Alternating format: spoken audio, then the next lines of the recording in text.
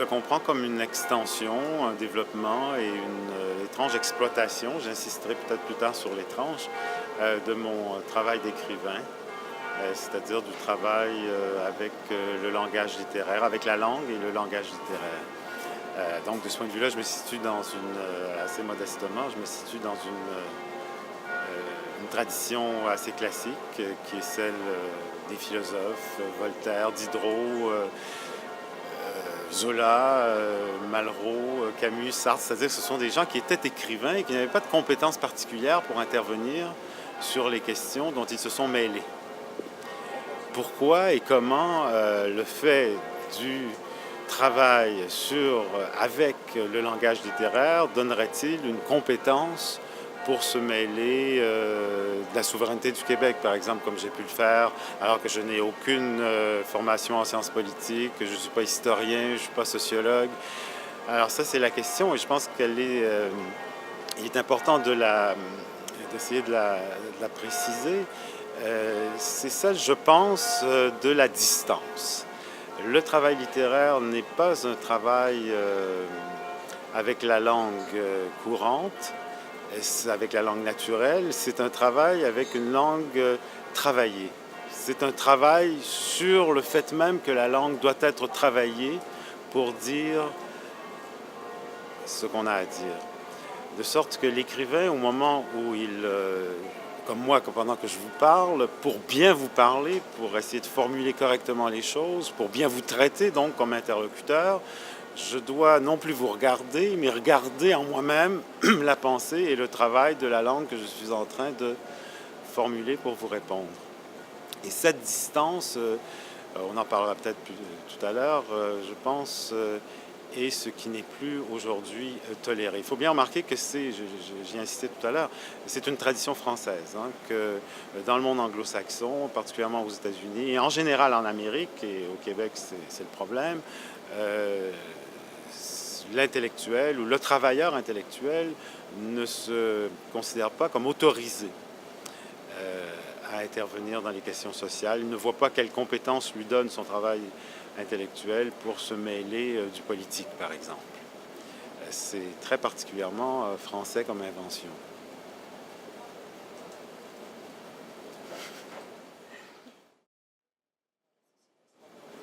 Alors, le rôle que devrait avoir l'intellectuel, ça c'est...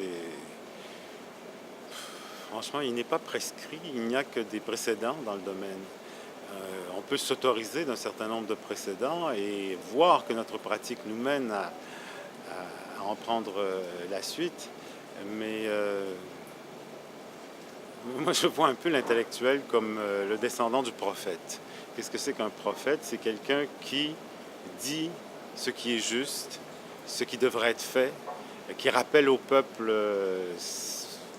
son alliance avec Dieu ou avec un certain projet, une certaine mission, qui le relance vers un certain horizon de libération et qui, dans les époques où ce peuple est aveugle, où il adore le veau d'or, lui rappelle, parfois avec colère et parfois avec violence, d'où le côté un peu baveux de l'intellectuel, que selon lui, la direction à suivre, ce serait celle-là et non pas celle qu'il suit maintenant, au nom de tel ou tel principe. Et encore une fois, l'étrange, c'est que c'est son travail avec le langage, plus qu'avec la pensée même, parce qu'il y a beaucoup de penseurs qui ne sont pas des intellectuels, qui donnent à l'intellectuel cette impression, et je pense qu'historiquement, c'est plus qu'une impression, on voit que de temps en temps, ils ont eu raison, même s'ils se sont souvent trompés, de pouvoir indiquer un tel chemin.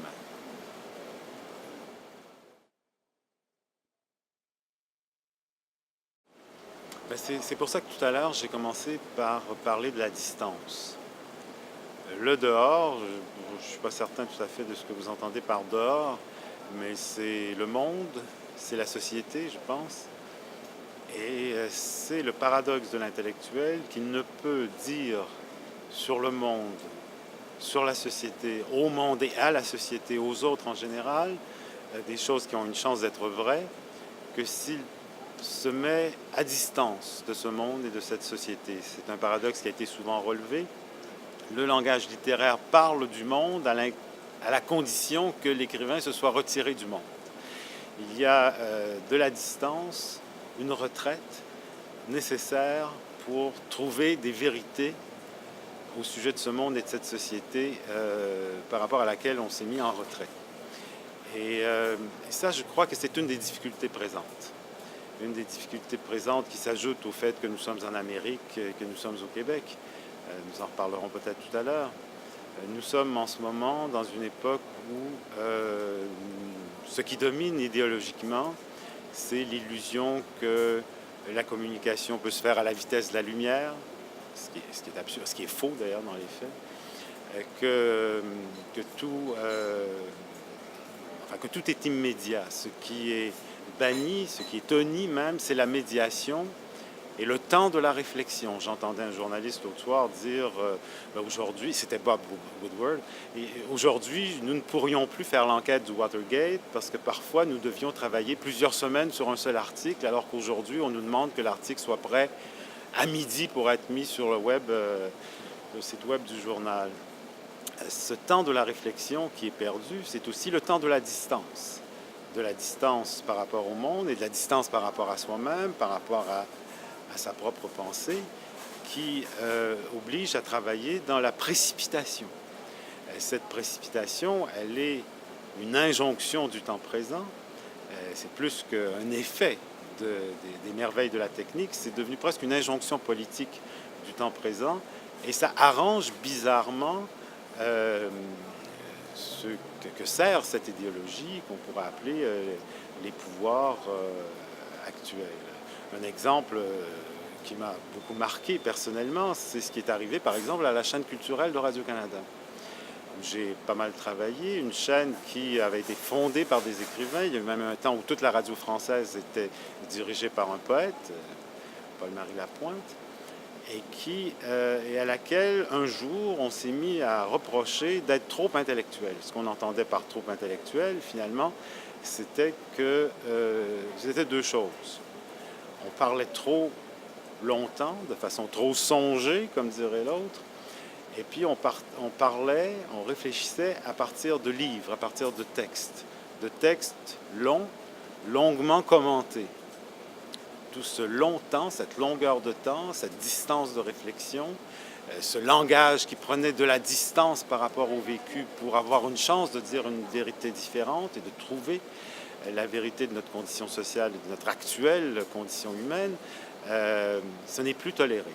Tout à coup, c'est devenu insupportable qu'on prenne tant de temps pour réfléchir. Et ce qui avait été, et là c'était le monde d'avant, je pense que maintenant l'intellectuel est une espèce de reste, de survivant du monde d'avant. Ce qui avait été longtemps considéré comme la condition même de la pensée, le temps, la distance, le langage pensé et l'absence de crainte et d'intimidation devant la difficulté d'un certain langage est devenu tout à coup intolérable. Je pense que nous en sommes là et nous y sommes pour un bon bout de temps. Personne ne saurait dire pour combien de temps. Évidemment, quand on épouse l'esprit du temps, on se retrouve très vite veuf, puisqu'il meurt très vite, mais il semble bien que pour une période qui pourrait être assez longue, ce que je dis en ce moment même ne soit pas compris. Ou alors soit, et peut-être que ça nous ramène en Amérique ou au Québec, soit reçu comme quelque chose même d'offensant. Hein? Nous en sommes maintenant au point où, comme disait Stendhal au temps sous l'Empire, tout bon raisonnement offense. On dirait que l'idéologie technologique dont j'ai parlé tout à l'heure, de la rapidité, de l'immédiateté, du manque de médiation justement, se marie avec l'esprit démocratique qui en Amérique connaît cette étrange perversion que tout langage un peu élaboré, un peu compliqué, un peu pas comme tout le monde, un peu non ordinaire, et peut être ressenti comme une inégalité antidémocratique, comme si on manquait à la démocratie en parlant autrement et en parlant de façon réfléchi et longuement mûri. C'est quelque chose dont j'ai fait beaucoup l'expérience, c'est-à-dire que si vous dites pour réfléchir correctement, il faut connaître des textes, il faut en connaître beaucoup, il faut connaître les textes anciens, il faut connaître l'histoire des mots, il faut connaître l'histoire de la pensée, il faut connaître notre héritage. On vous renvoie aujourd'hui à ce qu'on appelle l'élitisme, alors que toute la tradition des chefs-d'œuvre classiques, toute la tradition humaniste est une tradition de libération, une tradition de réflexion sur des vérités qui peuvent libérer. Maintenant, on vous renvoie à un élitisme comme si vous vouliez vous mettre au-dessus des autres et les asservir avec un savoir que vous vous attribueriez et qui impliquerait un mépris pour le commun des mortels, le commun de la société, alors que c'est en tant que faisant partie de la société, ayant aussi l'expérience commune, qu'on peut réfléchir grâce à cette distance de la pensée, du langage et de l'héritage. C'est l'étrange situation du temps présent que tout ce qui nous a précédés est rejeté au nom d'une certaine égalité démocratique, y compris même les valeurs qui ont inspiré les fondateurs de nos systèmes démocratiques. Alors là se mélange quelque chose du triomphe des valeurs américaines, pas dans le bon sens des valeurs américaines, et de la technologie présente. Tocqueville faisait déjà remarquer qu'il était difficile de concevoir, de penser ou de produire des ouvrages de l'esprit aux États-Unis parce que c'était ressenti comme un affront antidémocratique jusqu'à un certain point. Il me semble que nous arrivons maintenant au point aigu de cette perversion de l'esprit démocratique. La démocratie est une chose extraordinaire. Là, je ne voudrais pas qu'on me reproche d'être antidémocratique. Je parle d'une perversion de l'esprit démocratique qui touche en fait à la démagogie et qui fait l'affaire de la culture de masse, des médias de masse. Et ça, c'est une autre absurdité actuelle. On veut nous faire croire que la démocratie est servie par les médias de masse et que la culture, que la littérature, que la réflexion philosophique, littéraire, sociologique, enfin tout ce qui est un peu compliqué, serait antidémocratique. Les pouvoirs, qui ne sont plus les pouvoirs industriels aujourd'hui, qui sont les pouvoirs mass médiatiques, le vrai pouvoir au sens de ce qui dicte l'idéologie à la société, est aujourd'hui entre les mains disons, du multimédia, pour parler vite. Les pouvoirs ont réussi à inculquer jusqu'à certains intellectuels l'idée qu'ils représentent la démocratie par la culture qu'ils diffusent. Il suffit d'allumer la télévision, d'aller sur Internet pour savoir de quoi je parle. Enfin, tout le monde sait de quoi je parle. Et que ce qui les met en cause, ce qui prend le temps de réfléchir pour les critiquer, ce qui dit « ceci n'est pas démocratique parce que ceci m'empêche de penser », serait au contraire élitiste et arrangé du côté de l'ancienne bourgeoisie. De ce point de vue-là, on retrouve jusque dans les universités ou les collèges une pensée détournée de son génie, comme celle de Bourdieu. J'insiste, elle est détournée de sa fécondité, mise au service de ce refus de la littérature, de l'héritage, comme ayant été longtemps au service des valeurs bourgeoises, prétendument pour la bonne cause démocratique de la culture.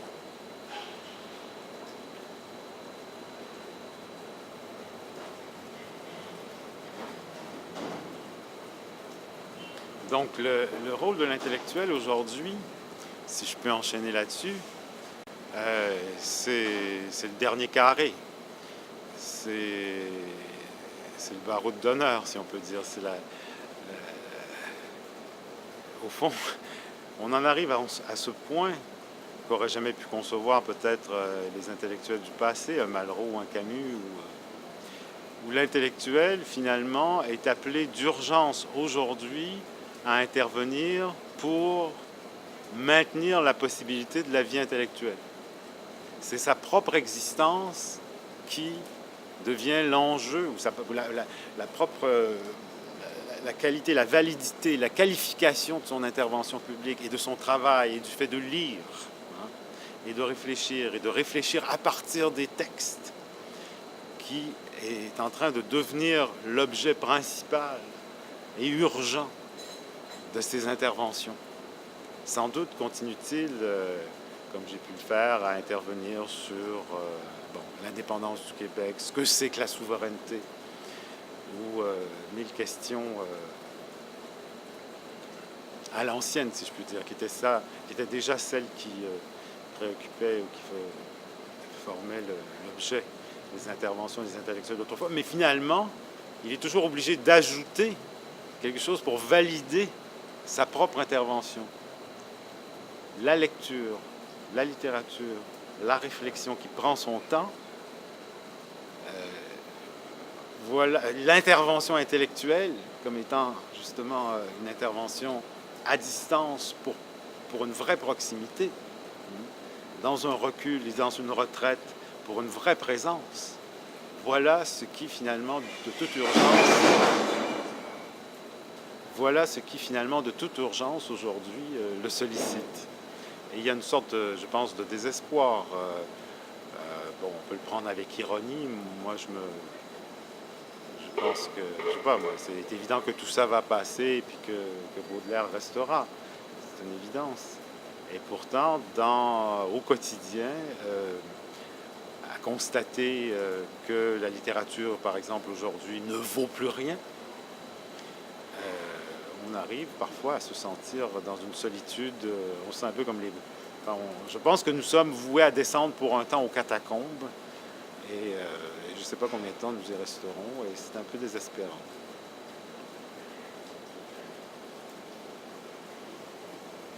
En même temps, il y a une telle joie, un tel profit, je vois pas ce que... Il y a une grande joie dans ce travail, dans l'écriture, dans la réflexion qui prend son temps. Et même si on se sent beaucoup plus seul qu'il y a 20 ans, par exemple, aujourd'hui, quand on s'y livre, ce travail continue de donner de grandes jouissances même à celui qui le fait. Mais la marginalité, elle est essentielle. Il y a toujours eu, à cause même de la distance dont je parlais tout à l'heure, une marginalité. C'est depuis une certaine marge. Mais cette marge était autrefois prestigieuse. Elle avait dans la société une valeur. Pour la société, elle avait une valeur qui faisait que c'était avec une certaine timidité. L'intellectuel intimidait.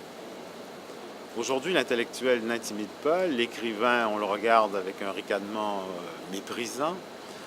On lui donne des bourses sans doute, et puis on l'entretient parce qu'il y a encore ces vieilles valeurs comme quoi une culture apporte un certain vernis à une société, puis il y en a d'autres pays qui encouragent leur culture. Mais on sent bien que le cœur n'y est pas. Le cœur n'y est pas parce que chez les ministres, chez les dirigeants, chez les présidents de sociétés d'État comme Radio-Canada, la culture, en soi, n'est pas quelque chose qui les fait vivre, au sens où ils ne vont plus. Ils le faisaient sans doute peu autrefois, mais ils le faisaient. Et parfois, même s'ils ne le faisaient pas, ils gardaient un respect craintif. Aujourd'hui, ils n'ont plus du tout ce respect craintif de la culture. Ils ne vont plus demander au texte de donner un sens à leurs propres amours, à leurs propres chagrins ou à leur propre mort. Et donc, cette marge est en train de devenir plus qu'une marge, une sorte d'effacement. Un blanc. On va tomber dans le blanc. Je ne sais pas si c'est ce que j'appelais tout à l'heure les catacombes.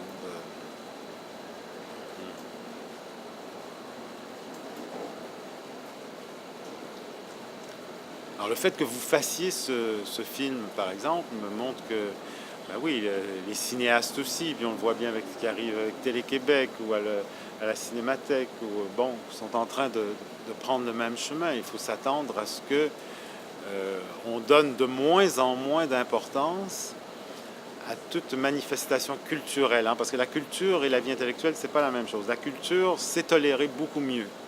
Tant que vous faites de la musique, et surtout de la chanson, évidemment, tant que vous faites de la musique, de la danse, du cinéma, du spectacle, du cirque, des couleurs, tant que vous êtes dans la fête, hein, dans la grande fête de cette époque festive dont parle Philippe Murray, eh bien là, vous êtes toléré, vous êtes même encouragé, et puis on vous trouve une place et on vous rémunère encore. Il y a de la place pour qu'un certain nombre de gens puissent en vivre.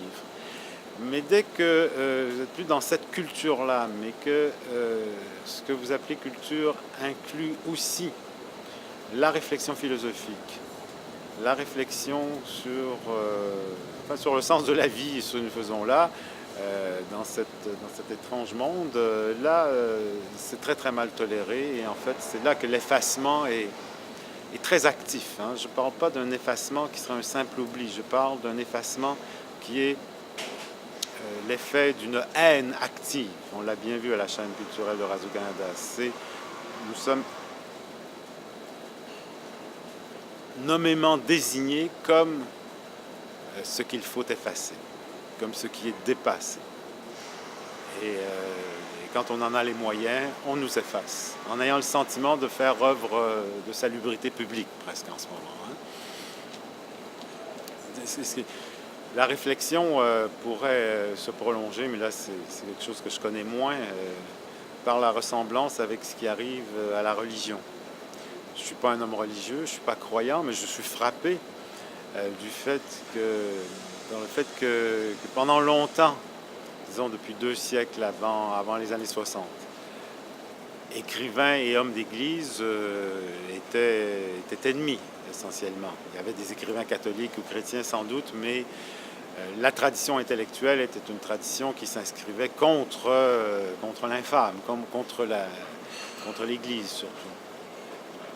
Et aujourd'hui, les intellectuels, s'ils veulent regarder un peu en ouvrant les yeux ce qui leur arrive, s'aperçoivent qu'ils partagent le sort commun, un sort commun avec ce qu'on pourrait appeler tous les gens du livre, tous les l'écrit. La tradition du livre, la tradition des écritures, eh bien, aujourd'hui, elle est abandonnée avec une autre tradition d'écriture, avec les lettres. Et nous sommes jetés dans la même poubelle. Malgré les succès de films comme La Passion, ça, c'est pas du texte et c'est certainement pas de la réflexion sur le texte. Le travail quotidien est un travail intellectuel. Alors évidemment, je fais rarement et de plus en plus rarement des interventions dans le genre intellectuel classique, mais que je travaille au roman dans lequel j'essaie d'avancer en ce moment, ou que je fasse autre chose, ou que je donne un cours, hein? Parce qu'un cours, c'est de la parole écrite. La pensée du monde, la pensée de la société, la pensée du sens de ce que je fais, de ce que nous faisons, de pourquoi nous sommes si malheureux ou rarement si heureux. C'est tout mêlé. C'est inséparable. Alors ça, c'est un peu... là, on touche à l'injustifiable, apparemment, hein. Je boucle avec le début de l'entretien. Pourquoi est-ce que le fait de travailler comme je le fais, je donne un cours sur Proust, ou je donne un cours sur Rimbaud, ou je donne un cours sur Nerval, ou sur Rousseau, pourquoi ce travail m'autoriserait-il à dire quelque chose de plus vrai que ce que peuvent dire les autres sur les questions d'intérêt général? Je ne vais pas revenir sur ce que j'ai dit de la distance que ça donne, mais je pense qu'on peut conclure simplement en se référant au fait des livres qui ont été faits, hein, qui ont été écrits par les gens dont c'était le travail. Alors là, pour aller plus loin dans la genèse de cette fécondité, il faudrait des heures, et c'est ni le lieu ni l'heure. Alors ça, là aussi, ça pourrait nous ramener à la chaîne culturelle de Radio-Canada, parce qu'il faudrait distinguer l'intellectuel, c'est celui qui, au long de sa pratique d'écrivain, intervient, se mêle ensemble de choses pour lesquelles il n'y a pas de compétences particulières, du spécialiste. Les universités sont pleines de gens extrêmement compétents dans un domaine particulier qui, je ne sais pas, je pense à Louise Vandelac qui intervient sur les politiques de l'eau ou sur les techniques d'assistance à la procréation de façon extraordinaire et admirable, à partir de choses qu'elle connaît très bien, pour y avoir pensé, pour avoir enquêté, pour lire tout ça. Bon, et pas à partir d'un travail d'écriture. C'est absolument pas le cas de Louise Vandelac, mais un certain nombre de spécialistes universitaires, comme ça, quand ils interviennent, le font dans leur langue ou dans leur jargon, entendu au sens non péjoratif du terme, le font dans leur jargon spécialisé, de telle manière qu'on peut, et c'est vrai de certains philosophes, qu'on peut avoir l'impression que ils parlent un langage que personne d'autre que les philosophes ou les sociologues ou les autres de leur spécialité pourront comprendre. Là, il y a un effet d'enfermement. C'est ce qui s'est passé à la chaîne culturelle de Radio-Canada. Pour des raisons qui seraient trop longues à développer, il a fallu beaucoup recourir à des spécialistes de diverses disciplines et très souvent, le langage employé semblait incompréhensible commun des auditeurs, je veux dire, aux auditeurs qui n'avaient pas de formation particulière dans le domaine du spécialiste. Mais en principe, non. En principe, c'est tout le contraire d'un enfermement. C'est une retraite, une rupture, une distance, qui est la condition même du partage de ce qui sera produit. C'est parce qu'il se met en dehors qu'il peut dire quelque chose de partageable, qu'il peut énoncer une vérité d'intérêt général. Sa retraite, sans doute, elle lui est reprochée. C'est là qu'il y a quelque chose du reproche d'élitisme. Mais ce n'est pas un enfermement. Ce n'est un enfermement que, je parle de celui qui travaille à partir du langage littéraire et qui, au contraire, parle plus simplement que tout le monde. Et il n'emploie pas de mots compliqués.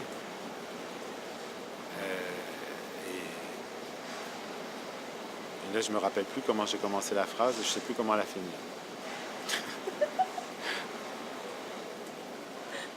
On va s'arrêter là.